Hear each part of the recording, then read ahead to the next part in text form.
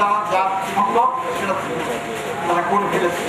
এখন আর তাতে তারা আর কিছু ভালো আশা করা যায় না। যে এখন আমাদের যেটা সামনে সমস্যা সেটা হচ্ছে দেশকে এই দুঃশাসনের হাত থেকে উদ্ধার করতে হবে। তার জন্য আমাদের জাতীয় ঐক্য প্রয়োজন, আমাদের নিজেদের ভিতরে ঐক্য প্রয়োজন। ঐক্যবদ্ধ হয়ে বেগম খালেদা জিয়ার নেতৃত্বে আমাদের আন্দোলন উদ্ধার করে আমাদের এই দেশকে উদ্ধার করতে হবে এবং তারপরে সুস্থ একটা গণতান্ত্রিক ধারা প্রতিষ্ঠাই হবে আমাদের লক্ষ্য।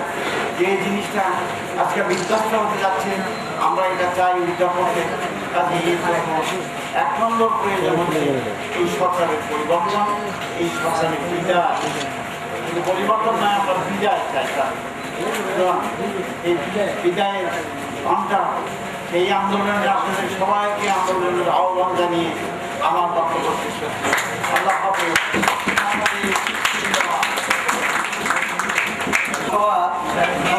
আহ্বান জানাচ্ছি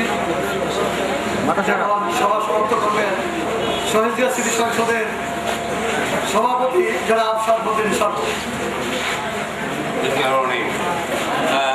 আজকের এই দুর্যোগময় মুহূর্তে সংগঠন তরফ থেকে আপনাদেরকে ধন্যবাদ জানাচ্ছি এবং যে আলোচকবৃন্দ আসছেন এবং কষ্ট করে উপস্থিত হয়েছে, আমি আমার হৃদয়ের অন্তঃস্থল থেকে আপনাদের প্রতি আমি কৃতজ্ঞতা জানাচ্ছি, ধন্যবাদ জানাচ্ছি।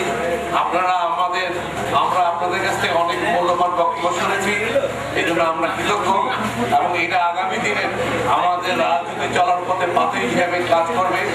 আমরা মনে করি আপনারা যে মূল্যবান বক্তব্যগুলি দিলেন আজকে যারা আমরা শুনলাম, আমরা মনে করি এই স্বৈরাচার সরকারের পতনের জন্য আপনাদের এই উপদেশগুলি, এই আলোচনা আমাদের